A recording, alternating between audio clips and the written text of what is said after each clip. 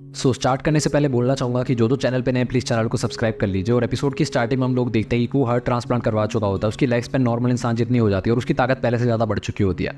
वहीं दूसरी तरफ हम लोग देखते हैं कि ओनो की सेकी की पीठ पे बैठ के कू को रोकने के लिए लैब की तरफ जा रहा होता है, लेकिन सेकी काफ़ी ज़्यादा थक जाता है। फिर भी ओनो की हार नहीं मानता और सेकी को बोलता है कि हम लोग यहाँ पे रुक नहीं सकते, हम लोगों को अगर कू को रोकना है तो हम लोगों को जल्दी से जल्दी वहाँ पे पहुँचना होगा। भाई दूसरी तरफ हम लोग देखते हैं कि मीस्की कू के ऊपर अटैक कर देता है, तो कू बोलता है अच्छा तो यही तेरी ट्रू विल है क्या, तू मुझे रोकना चाहता है। और फिर वो मीस्की के चारों तरफ बैरियर जो से उसको रोक लेता है ताकि मीस्की हिल ना पाए। फिर वो मिस्की को बोलता है कि मिस्की हम दोनों एक जैसे ही, हम दोनों को इंसानों ने बनाया, लेकिन हम लोग अपनी मर्जी के खुद मालिक हैं, हम लोग जो चाहें वो कर सकते हैं। तो ये बोरुटो वहाँ पे आता है और कू के ऊपर अटैक करते हुए बोलता है कि मिस्की तेरे जैसा बिल्कुल भी नहीं है, वो हमारा दोस्त है, जो उसका मन करेगा वही वो करेगा। लेकिन यहाँ पे हम लोग देते हैं कू बोरुटो को दूर फेंक देता है एक ही तलवार के अटैक से। तो बोरुटो फिर भी हार नहीं मानता और वो बोलता है कि मिस्की का प्लान शुरुआत से ही तुझे धोखा देने का था, वो शुरुआत से ही तेरे साथ नहीं था। तो कू बोलता है तू अभी तक अपने दोस्त को समझ नहीं पाया। जब हम लोग मिस्की से पहली बार मिले थे तब मिस्की के पास मौका था कि वो तुम लोगों को सब कुछ बता दे और तुम्हारे साथ चला जाए, फिर भी वो हम लोगों के साथ रहना चाहता था, वो खुश था हम लोगों के साथ रह के, लेकिन तूने सब कुछ बिगाड़ दिया। तो बोरुटो मिस्की से बोलता है कि मिस्की इसको बता दो कि ये गलत सोच रहा है, इसकी गलत फहमी से इसको दूर कर दो।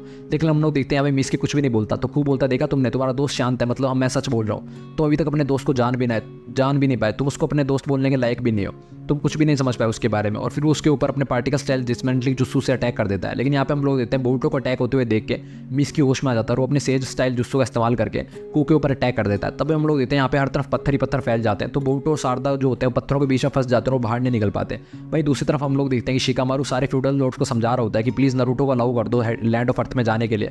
तो ये सारी बातें जो है वो नाबिता सुन लेती है छुपके हुए। तो वो ये सारी बातें जाके इवाबी वगैरह को बता देती है कि Lord seven land of earth जाने वाले हैं, तो हम लोगों को कुछ ना कुछ करना चाहिए बोरुटो वगैरह को बचाने के लिए।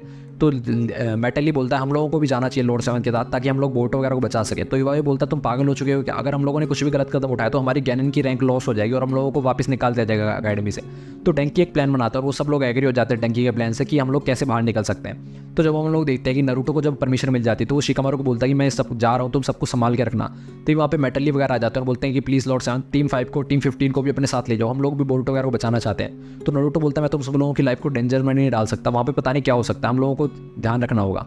तो मेटली बोलता है अगर आप हम लोगों को नहीं जाने देंगे तो हम लोग खुद चले जाएंगे और फिर हम लोग जो भी पनिशमेंट आप देंगे वो भुगत लेंगे। तो नारुतो बोलता है कि वो लोग कितने ज़्यादा लकी हैं कि उन लोगों के तुम्हारे जैसे दोस्त, और फिर नारुतो वहाँ से चला जाता है। तो वो लोग बोलते हैं वो हम लोग क्या करें। तो शिकामारू बोलता है मैं कुछ भी नहीं देख रहा हूँ, अगर तुम्हें जाना है तो चले जाओ, मैं किसी को कुछ नहीं बताऊंगा। तो वो लोग भी वहाँ से निकल जाते हैं। भाई दूसरी तरफ हम लोग देखते हैं कू के बीच में और मिस्की के बीच में फाइट हो रही होती है और शारदा और बोरुटो अभी तक फंसे हुए होते हैं। तो शारदा वहाँ से निकलने की कोशिश कर रही होती है, लेकिन बोरुटो काफ़ी ज़्यादा दुख हो रहा होता है और वो बोलता है कि शायद कू सही बोल रहा था, हम लोग कभी मिस्की को समझ भी नहीं पाए, शायद मिस्की खुश था उन लोगों के साथ रह के क्योंकि वो मिस्की के जैसे थे और वो मिस्की को समझते थे, मैं कभी भी उसको समझ नहीं पाया, मुझे शायद उसको ढंग से समझना चाहिए था। तो शारदा बोलते हैं अब तो कितने दिनों तक ये रोना रोता रहेगा, हम लोगों को यहाँ से बाहर निकलने के लिए कुछ ना कुछ करना चाहिए। तभी हम लोग देखते हैं वो सारे पत्थर वहाँ से हटने लग जाते हैं। तो बोरुटो वगैरह देखते हैं यहाँ पे सेकी आ जाता है और सेकी ने अपने हेयर स्टाइल की वजह से उन लोगों को छुटा लिया होता है। तो बोरुटो बोलता है सेकी तुम यहाँ पे कैसे पहुंचे और तुम यहाँ पे कैसे आए। तो सेकी बोलता मैं अकेला नहीं आया हूँ, मेरे साथ लॉर्ड थर्ड भी आए और उन्होंने मुझे यहाँ पे आने के लिए बोला था। तभी सूचिका के बोरुटो से बोलता है कू कहाँ पे है, जल्दी से मुझे उसके पास ले चलो, हम लोगों को उसको रोकना होगा। तो बोरुटो ओनोकी को अपनी पीठ पे बिठाता है और शारदा को बोलता है शारदा हम लोग जल्दी चलना होगा, कू को हमें रोकना होगा वरना पता नहीं मिस्की उसका क्या हाल करेगा। तो यहाँ पे हम लोग देखते हैं कू मिस्की से बोलता है कि तुम्हारे पास इतनी ज़्यादा पावर थी फिर भी तुमने इसको छुपा के क्यों रखा था।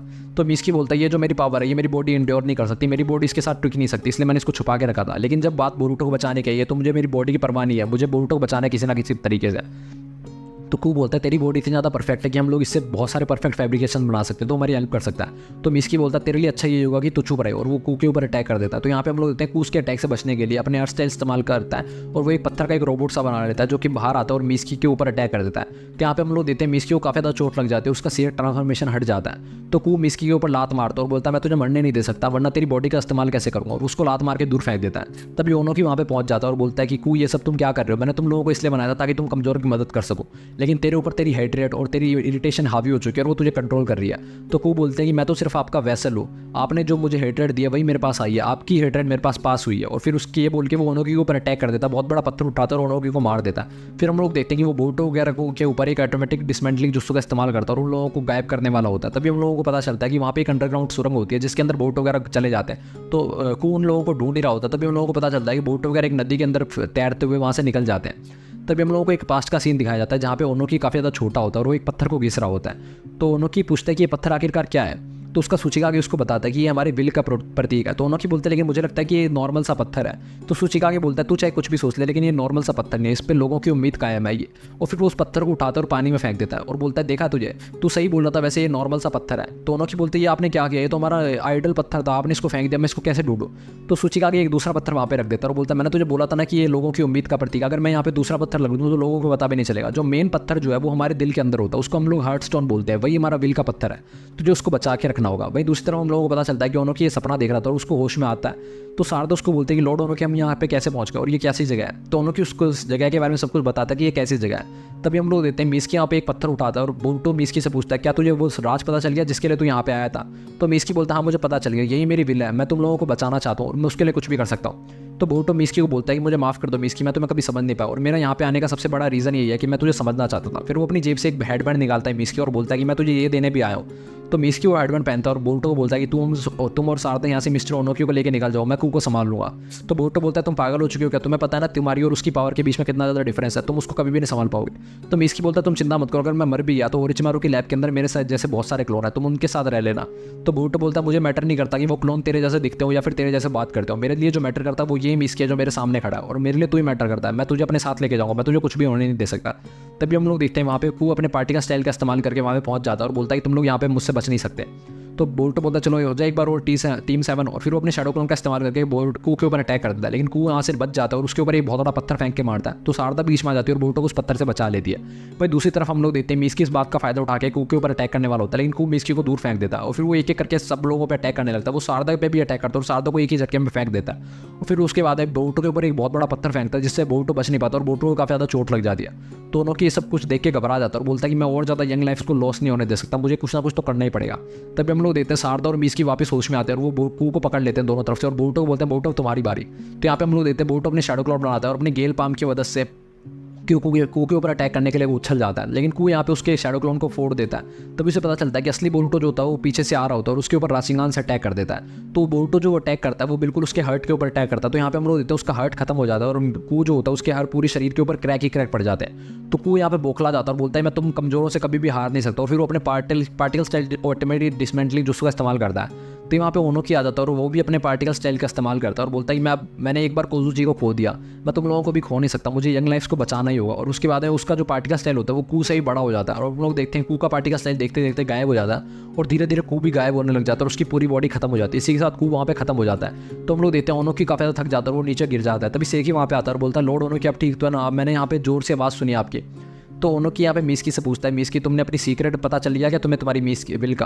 तो मिस्की बोलता हाँ मुझे पता चल गया। तो बोरुटो बोलता प्लीज़ आप शांत हो जाइए लॉर्ड ओनोकी, आपकी हालत बहुत ज़्यादा खराब है, आपके साथ पता नहीं क्या हो जाएगा अगर आप बोलते रहे तो ओनोकी बोलता तुम मेरी फिक्र मत करो, तुम कभी भी हार मत मानना, तुम्हारी जो विल है वो बहुत ज़्यादा स्ट्रॉग है बोरुटो। और वो शारदा से बोलता है शारदा अगर मैं वापस हिडन लीफ विलेज पहुँच पाऊँ तो मुझे वो डंपलिंग दोबारा खाना है। लेकिन इसी के साथ में ओनोकी अपना दम तोड़ देता है और सूचिकागे और अकात्सुची वहाँ पे आते हैं और बहुत फूट के रोने लगते हैं। तो वहाँ पे नरूटो और साई वगैरह ही पहुँच जाते हैं कुछ लीफ शिनोबीज के साथ में। तो नरूटो ये सब कुछ देख के काफ़ी ज़्यादा चौंक जाता है। तभी कोनामारू नरूटो को सब कुछ बता देता है कि यहाँ पे क्या क्या हुआ और बोलता है कि ये सब कुछ खत्म हो चुका है लॉर्ड ओकागी, आप काफ़ी ज़्यादा लेट पहुँचे। तो नरूटो बोलता है मुझे काफ़ी ज़्यादा खुशी हुई कि तुमने सब कुछ संभाल लिया यहाँ पे कोनामारू, तुमने सबको बचा लिया। तो कोनामारू बोलता है दरअसल मैंने कुछ भी नहीं किया, ये सब कुछ जो भी किया वो मिस्की ने किया और बोरुटो ने किया, सब कुछ मिस्की का प्लान था। और ये बोल के वो मिस्की के पास आता है और उसको गले लगा लेता है और बोलता है मैं काफ़ी ज़्यादा खुश हूँ मिस्की कि तुम वापस हमारे पास आ गए।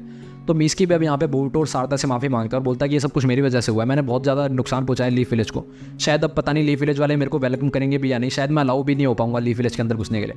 तो बोरुटो बोलता है तुम चिंता मत करो, तुम्हारी वेलकमिंग पार्टी आ रही है। तो उन लोगों को दूर दिखाया जाता है कि बोरुटो के जो सारे दोस्त होते हैं वो आ रहे होते हैं और वो बोलते हैं बोरुटो हम लोग तुम्हें बचाने के लिए आए हैं। तो बोरुटो बोलता है तुम काफ़ी ज़्यादा लेट आए हो अगर तुम मुझे बचाने के लिए आए हो तो मिस्की यहाँ पे सब लोगों को थैंक यू बोलता है और इसी के साथ मिस्की को अपने विल का सीक्रेट पता चल जाता है और एपिसोड खत्म हो जाता है। अगले एपिसोड के लिए बन रही है हमारे साथ, तो तक के लिए बाय बाय।